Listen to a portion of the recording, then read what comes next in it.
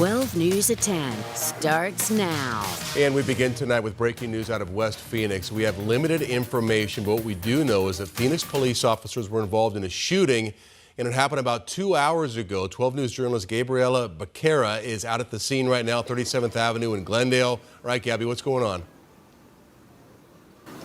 Well, Troy, there's a very large police presence in front of the Dollar Tree store behind me. I'm going to take a step out of the way so you can see just how big this scene is. We see police tape blocking off this entire portion of the strip mall, a ton of officers on the scene, and we can see some detectives standing in that open doorway to the store right now. That's where people on scene tell us an officer-involved shooting happened. Police tell us one suspect is down and no officers were seriously injured. Witnesses here tell us they saw two officers being taken to the hospital. It's unknown what their injuries are. A man waiting outside tells me his wife works inside the Dollar Tree store and was there when the shooting happened. She had told him a man had been acting erratically and hanging around the store this afternoon. She described to him what happened as violent. At this time, police have not said if any other people in the store were injured, and we're still working to learn more about what happened leading up to the shooting. We do know that a mobile unit arrived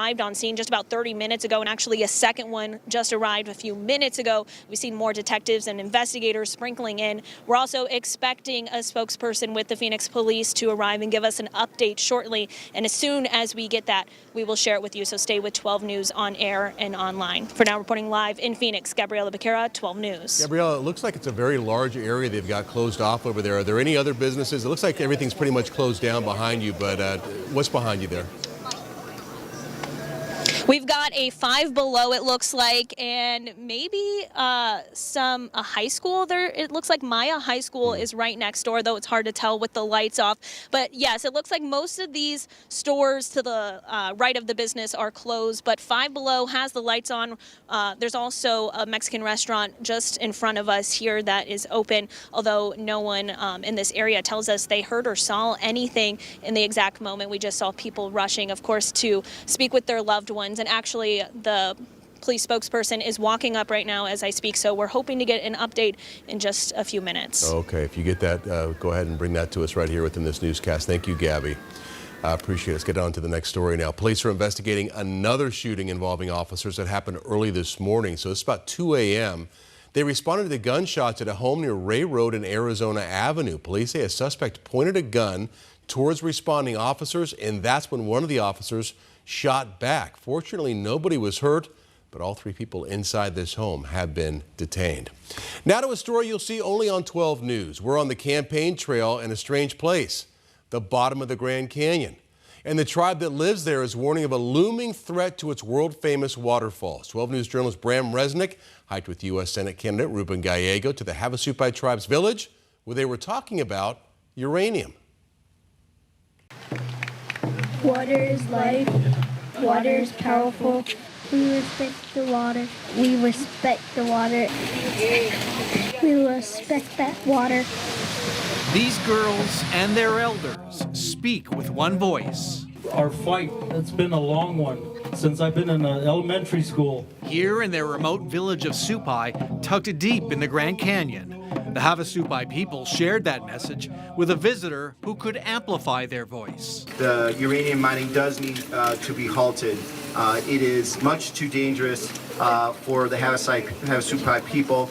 Democratic U.S. Senate candidate and Congressman Ruben Gallego. Anybody want pictures then? Hiked 8 miles to Supai on Indigenous Peoples Day. They're afraid that potentially, if that mine spills, that it's going to destroy their headwater and their sacred waters. Gallego was fulfilling a pledge to visit all 22 tribal nations in Arizona. The Havasupai were the 20th and the toughest to visit. Supai is reachable only by helicopter, by mule, or on foot. This type of outreach is the kind of thing that matters, especially if you want to govern. Arizona's 300,000 Native American voters play a pivotal role in deciding who governs. For folks who don't know, we're going into a safe Democratic stronghold. Yes. Yep. You know how many votes Joe Biden got here? Probably a couple hundred. 50. There you go. Well, maybe we'll get 51. 50. The roughly 500-member tribe has inhabited this land for more than 800 years. The tribe's name, People of the Blue-Green Water, is derived from these spectacular waterfalls. As a child, when I was growing up, my grandmother told me, don't forget, you are a part of the natural wonders of the world.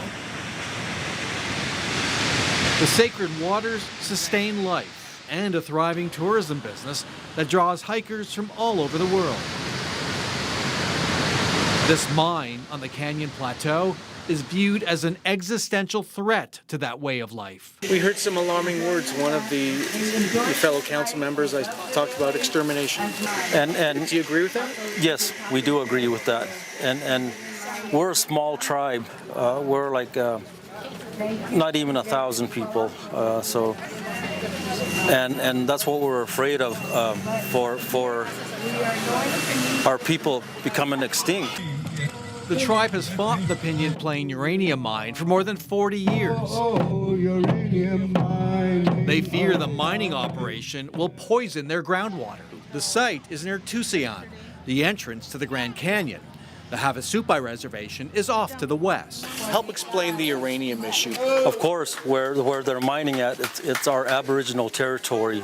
The mine owner began hauling uranium ore from the site in July 2024.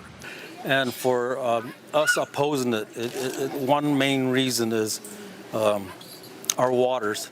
It's not if, it's when it gets here. Acting on tribal concerns, Arizona Governor Katie Hobbs and Attorney General Chris Mays have asked the U.S. Forest Service to review the 1986 environmental impact statement for the mine.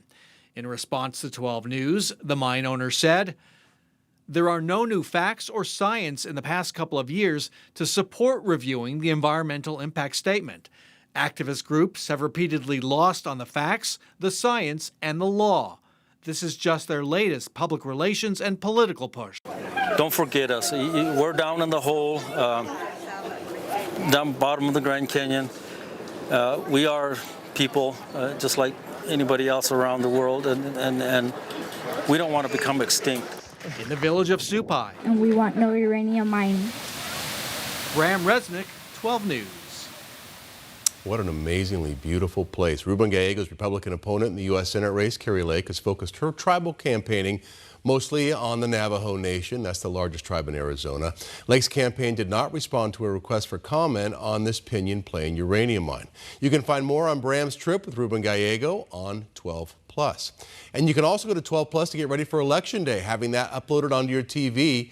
12+ is where we'll stream hours of live local coverage on Arizona races. So there'll be a lot of NBC national news on 12 News that night, but this is where all of our local coverage is going to be throughout the entire night, and the results and the impact that could affect your neighborhood. So search for the 12+ app on your Apple TV, Fire TV, and Roku. All right.